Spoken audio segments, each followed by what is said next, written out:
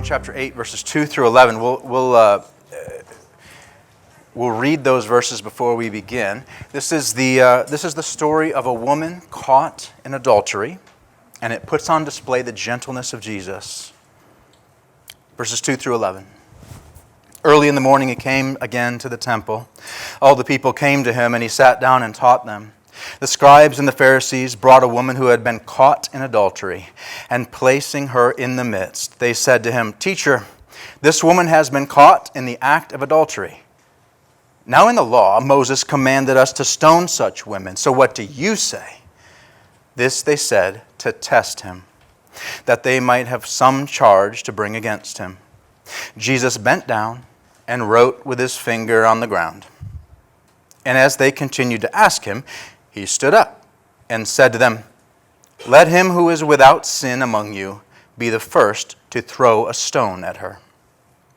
And once more he bent down and wrote on the ground. But when they heard it, they went away one by one, beginning with the older ones, and Jesus was left alone with the woman standing before him. Jesus stood up and said to her, "Woman, where are they? Has no one condemned you?" She said, "No one, Lord." And Jesus said, "Neither do I condemn you. Go, and from now on, sin no more." You might notice in your Bibles, if you picked up a pew Bible from the chairs, that there's double brackets around this section. In other English translations, they put it in fine print, or maybe put it in a footnote, this little section from John, the beginning of John chapter 8. The ESV footnote says, the Bible I use the most, but it says some manuscripts do not include 7:53 through 8:11. Others add the passage here or after 7:36 or after 21:25. Those are chapters and verses from the book of the Gospel of John, or after the Gospel of Luke 21:38 with variations in the text.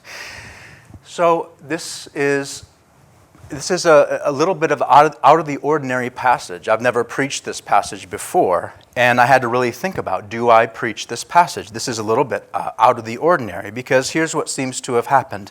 The very oldest manuscripts didn't have this story included, but this story was known, circulating, and in writing, and so these scribes in the ancient, old times, right? In the decades and centuries after Jesus, had this story. They said, where do we put it? Let's put it here. Let's put it there. Let's put it in the Gospel of Luke. Let's put it in the Gospel of John. But we know this happened. This is a reliable story, but we don't know where it goes. And so that's why you have those double brackets, or those things that look a little bit funny about the text in your English Bibles. It's to mark it out as, we know this one's a little bit out of the ordinary. We don't know where this one goes. I'll tell you that it was probably written actually by Luke. It probably doesn't belong in John. I'll just say that. That's my belief, because I look at the words he uses. They're all Luke words. I'm talking about Greek. He doesn't really use John words. It doesn't really make sense, right? So things like this, and this is a unique passage in your English Bible. Things like this call into question for some of us, can the Bible be trusted? Is the Bible reliable? Are the Gospels, Matthew, Mark, Luke, and John, just full of a bunch of legendary stories about a legendary person? Did it really happen? I want to draw your attention to one thing in the text that I think goes a long way to show you that this really did happen, and that the Bible can be trusted. And that is a little part that I can't explain. Twice in this passage, Jesus kneels down and writes in the dirt with his finger. And I don't know why. Nobody knows why. A lot of people have tried, but nobody knows why. Nobody knows why he does it, and he does it twice. He does it in verse 6 and verse 8. There's no explanation in the verses. It seems to serve no purpose at all. We don't know why this is there. What a strange thing. Okay, C.S. Lewis wrote the Chronicles of Narnia, also was a Christian and a prolific writer. He wrote this, and I think this is really helpful. why I'm talking about writing in the dirt and can you trust the Bible. Quote, "In the story of the woman taken in adultery, we are told Christ bent down and scribbled in the dust with his finger. Nothing comes of this. No one has ever based any doctrine on it. And the art of inventing little irrelevant details to make an imaginary scene more convincing is a purely modern art. Surely, the only explanation of this passage is that the thing really happened. The author put it in simply because he had seen it. It's the only explanation for why it's there. It's because it's a real account of a real thing that happened. It's a strange detail that probably was confusing at the time, still confusing to us. We don't know why he did it. But the fact that it's there and there's no reason for it shows you it's a real account. It actually shows you can trust this. This happened. You can trust. It's a true event. Probably not written by John. That's okay. Included by the early church. That's good. And it captures the character and compassion of the heart of Jesus in a way that's particularly special. It is an example of and an illustration of who Jesus really is. He is the one, it says about him, a bruised reed he will not break. A smoking wick he will not put out. Jesus, God the Son, Jesus Christ of Nazareth, is the one who combines compassion and justice in one like no other. Like never before. He is the one who is both strong and gentle at the same time. He's the one who's both kind and still just at the same time. Altogether, especially on the cross, that is who he is. And that is why we're gonna spend some time in this passage. Because this happened. And it's special. And God is compassionate. And Jesus is the one we need to look at. So let's look at this. I want to tell the story in three parts. What she did, what they did, and what he did. That's the three parts of the story. What she did, what they did, the scribes and Pharisees, and what he did, Jesus. That is, sin, accuse, and forgive. So let's start with what she did. Well, to put it bluntly, what she did is sin. Because early in the morning when he came to the temple, they brought her in. The scribes and Pharisees in verse 3 brought a woman in who had been caught in adultery. Not just accused, caught. In verse 4 it says, this woman has been caught in the act of adultery. Jewish law, 2,000 years ago, many thousand miles away from here, Jewish law at the time was so strict about accusations of this, especially if they related to a case of possible capital punishment. You could not just accuse a person because they walked out of a room or a building with a man and woman walked out of a room. That was not enough to make an accusation. You had to see them in the act. And these scribes and Pharisees accused this woman of the act of adultery. They were, in effect, claiming, we have seen it with our two eyes. It was so hard to actually make this accusation and have it stick that two witnesses had to see the act. Two. Not just two people entering or leaving a house together. They would have had to witness it themselves. And the law in Deuteronomy 22, way back, does prescribe stoning for a betrothed virgin who is unfaithful to her betrothed and her lover. So, she was caught. Jesus doesn't deny it. Look at what Jesus says in the second half of verse 11. He doesn't say, oh, that's okay, you probably didn't do it. No, he doesn't say that at all. What he says is, neither do I condemn you. Go and from now on sin no more.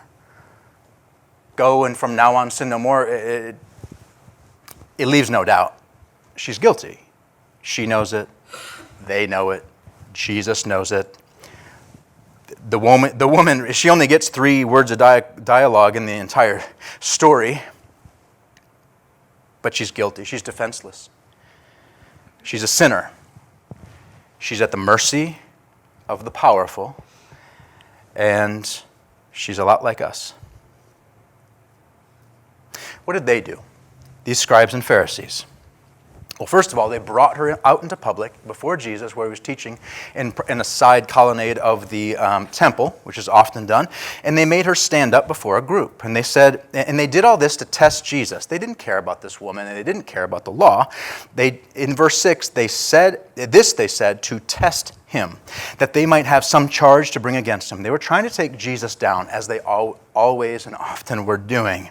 These scribes and Pharisees didn't concern themselves with the justice of the case, but were using this case as a trap. All right, we figured it out. This is how we're going to get Jesus. We're going to put him in a dilemma he cannot get out of. We've got a gotcha question. That's perfect. You see, if Jesus disavowed the law of Moses, if he said, no, the law of Moses is no longer, his credibility would be undermined. He could be dismissed, maybe even charged in a court if he did that. If he said, no, that law doesn't even apply, it's old. But if he upheld the law and said this woman deserves to be executed, he would be supporting a very unpopular position that was rarely carried out in public life even then, especially in cities, hard to square with his reputation for compassion that was going around. He was the one for the broken. He was the one for the disreputable. He was the one who was quick to forgive and quick to restore. Oh, if Jesus is hard on this sinner, he'll look bad. Okay, also lastly, only Rome, remember, Israel was occupied by the Empire of Rome at the time, and only Rome had the authority to inflict capital punishment. So if he's too hard on her, he might even get in trouble with the Romans. So they've got him. It's a good dilemma. They've figured this out. It's a trap. They've got him in the trap. And it works. Jesus is stuck between the life of the woman or the law of Moses. What are you going to do? Jesus, you're going to smash the law, the Bible, or are you going to smash this sinner? The trap is set. Are you going to relativize morality, or are you going to crush people? Are you going to be cruel, or are you going to be soft on crime? Jesus seems to hold her life in his hands at this moment. It's as though he is a Roman emperor with his thumb ready to go up or down on her life. But Jesus bent down and wrote with his finger on the ground. Again, I don't know why. And as they continued to ask him, he stood up and said, "Let him who is without sin among you be the first to throw a stone at her." Jesus' words there were not something he made up in the moment, but actually are quoting and referring to Deuteronomy 17, Deuteronomy 13, Leviticus 24, 3 spots where the witnesses of the crime must be the first to throw a stone. So you witnessed a crime that's of a capital punishment, you go first. You throw the first stone. They must not be participants in the crime itself. Now, what's commonly thought today when quoting this verse, "He who is without sin cast the first stone," is that Jesus is saying you have to be absolutely perfect to condemn adultery or condemn any particular sin. And that's not quite what Jesus is saying. He's not even saying you have to be free of lust in order to condemn adultery, but that they must not be guilty of this particular sin. He who is without this particular sin cast the first stone. And he cuts them to the heart. He has disturbed them deeply. Jesus is saying, go ahead, throw one. I know you're disqualified from being witnesses in this case. I know you're disqualified from being an executioner. You don't have the moral standing, none of you. He looks around and he says, you don't have the moral standing to do what you're suggesting. For instance, where's the man? You say you witnessed an act of adultery. You know that takes 2 people. Where's the other one? Why only the woman? Jesus calls them out on their chauvinism, really. Their injustice.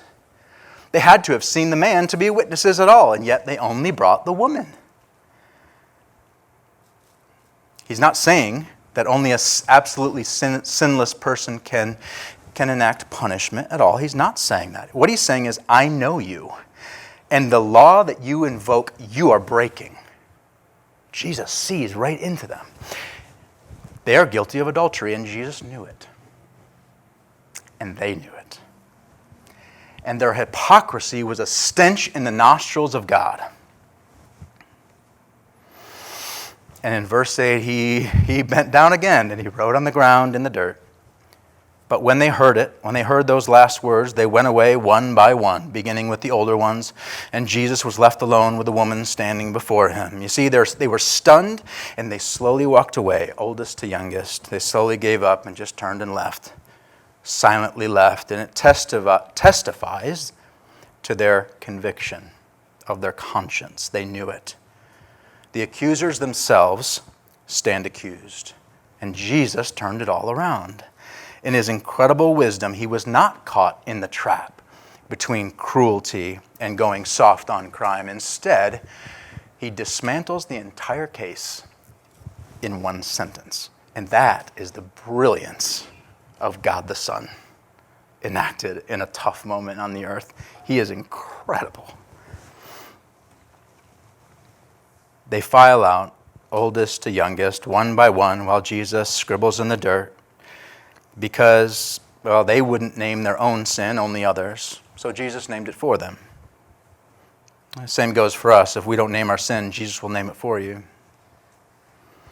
The scribes were blind to their own sin, but they were awfully keen to notice the sins of others, and that's how we can be too as Christians. And you've been a Christian in the church a long time, some hypocrisy can grow in you. You should watch out for that. Be more aware of your own sin than anyone else's. And we got to be careful too. Look, these guys were purporting to be all for justice, as if every offense must be punished perfectly. Oh, not too lightly, not too heavily, but just. And this is even dangerous for those of us who have faults. Look, we all want justice, retributive justice, or whatever, negative, positive justice. We all kind of want that, right? We see a bad thing happen on TV. We hope the right thing gets done. We hope that guy faces the punishment that he deserves, right? But consistent enforcement of justice would wreak havoc in this world and on me personally. It would rid the world of evil. Every evil deed would get punished, right? The problem is it would rid the world of people. You see, justice restrains evil, but it threatens each one of us, because who here can stand before God based on your merits? No one. The equal and consistent application of justice before God across all humans and all time would destroy us. But God is not like these men.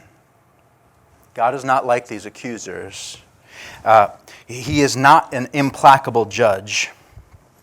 We would never see the light of day if God dealt with us that way. But what can we learn from that? I'll put it this way. The mechanical and rigorous administration of laws is not the best way of dealing with sinners as persons. It's not that simple, especially when the administrators themselves don't have perfectly clean hands. It just doesn't work. Why is Jesus so merciful and just? Because rigorous and mechanical administration of justice doesn't do anybody any good. It destroys everyone. Because we're all sinners before God. We need mercy and justice. So lastly, what did he do? What did he do? He really forgave at his moment. Verse 10 says, Jesus stood up and said to her, "Woman, where are they? Has no one condemned you?" And Jesus said, "No one, Lord." She said, "No one, Lord." And Jesus said, "Neither do I condemn you. Go, and from now on, sin no more." Like I said, the last phrase leaves no doubt of her guilt. She really did do it. She's guilty. But it also shows you that this woman's sin is not glossed over or lightly forgiven by Jesus.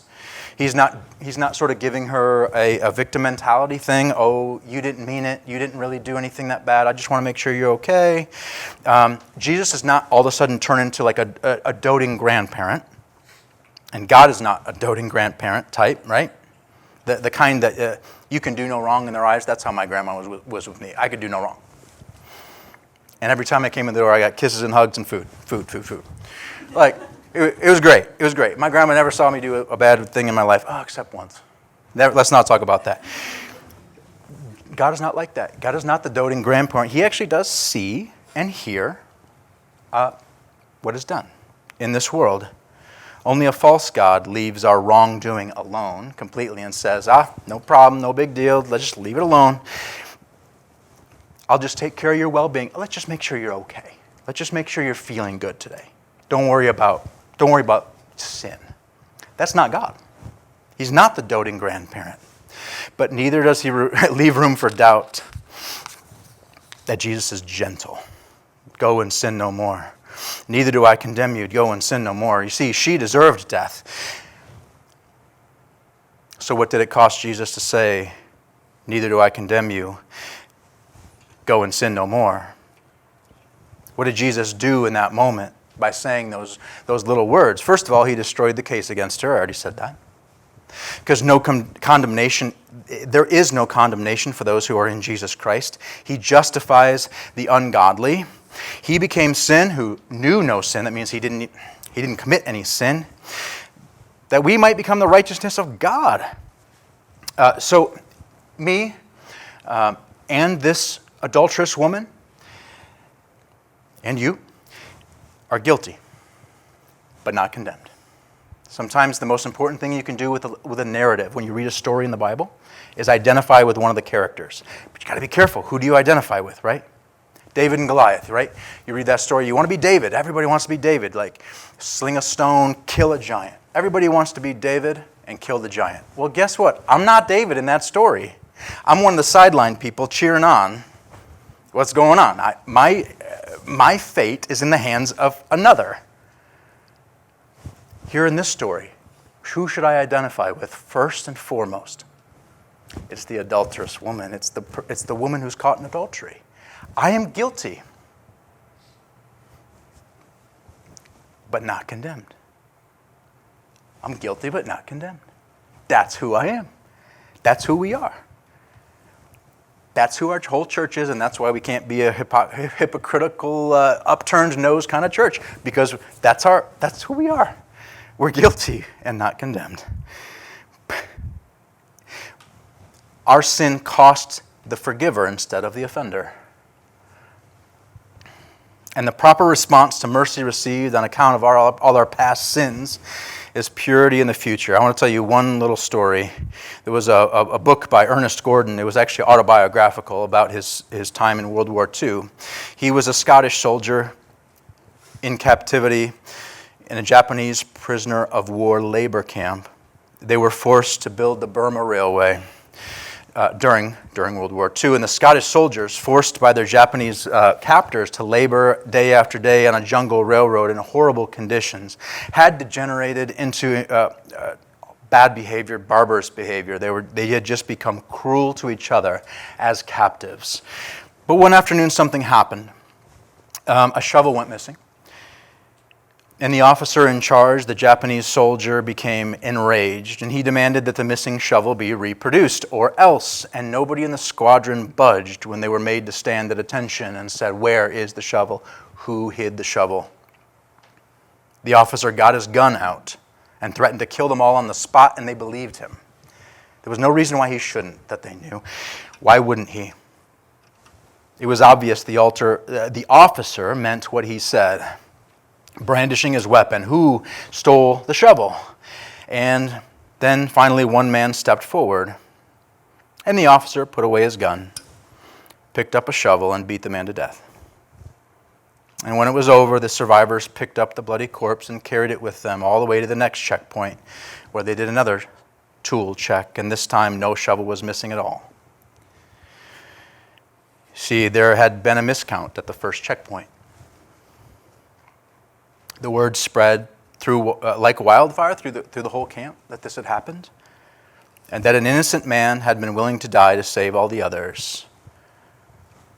And this incident had a profound effect. The Scottish men, in their circumstances didn't change, but they began to treat each other like brothers.